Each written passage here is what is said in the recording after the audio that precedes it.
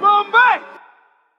Hi, this is Ron from POCculture.com. Jack, Paul, great to speak with you. Hi, I love your background. Thank you. Had to represent. Yeah. Love the show. All of the integral characters there. Yes, of course. Yeah. Well, Yeah. Wait, do we have Paul? You've cropped You out. set me up for that. You've cropped out one character. Everyone else is there. You That was the totally set me poster up for I that. told them to go with, by the way. It's Listen, exactly this. The character of Travis is so annoying that some people are trying to crop him out of their viewing. I get it. Well, this interview's off to a great start. For what it's worth, I didn't me personally crop any of this. Love both of your characters. Totally kidding. Okay. My first question is about the genre. Of course, this is a murder mystery with the greatest, spin and genre twisting ever. But for both of you, if you were both in a real life murder mystery that you had to solve, who would be the person you can call in to help you solve this mystery? Person from the cast or person from our life? Anywhere in the world, in your life. Oh. My mother. She's very intuitive. She's always got a really good read on people. And I think she would be very good at solving a crime. That's a sweet answer. I was going to go more practical and say, like, some 15-year-old who graduated high school at 12 and is a genius and is limber enough where if I'm running short of breath, he can chase after the suspect.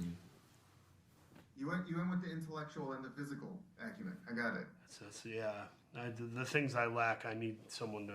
My mother also has great physical prowess. Good calves. Yeah, wonderful cars. Famed for them. Well, we clearly need to have your mother on season 3.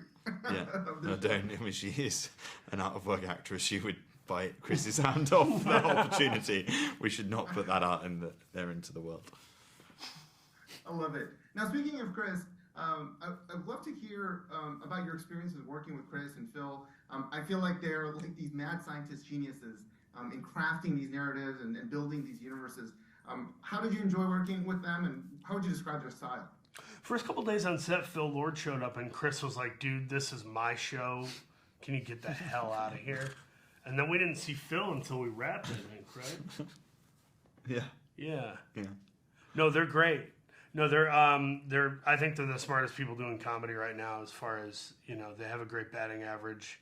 They do the Pixar thing where there's like heart in the comedy and heart in the story, and you end up caring about everybody, and that was pretty awesome to see.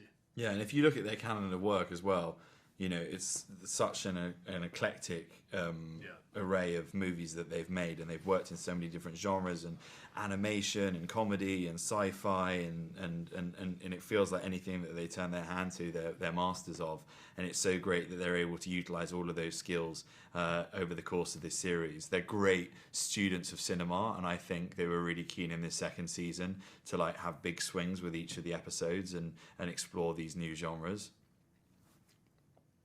Yeah, and that really stands out. Like the genres in this season in particular, I think were so much fun, so cool.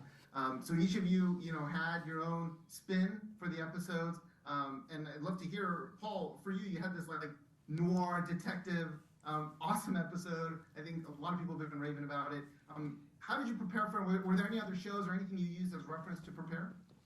The script was so good that I kind of just really leaned into what was there, and I would, tap the shoulder of the writer or Anthony or Chris and say, hey, what are you thinking for here? I wanted to stay in their zone. If there weren't genres, I would be a little bit more let's get to work. But because it's a really specific thing, I want to honor the tone and the ideas they're going for, and then improv a little bit within there. So I probably should have watched a little more I'm sure I watched YouTube clips of Maltese Falcon and gangster stuff from back in the day to get the little voice. I do know that Chris Miller was let's not overdo the voice. It's still your voice, but it's this version of that voice. So that was really helpful in trying to capture that character for the episode. Oh, I like that. It's finding that balance and not being overly, deferential to. It's what all the great directors I've worked with are always the ones who say, this is good, now let me modulate and bring you into the the zone, and he did that really well.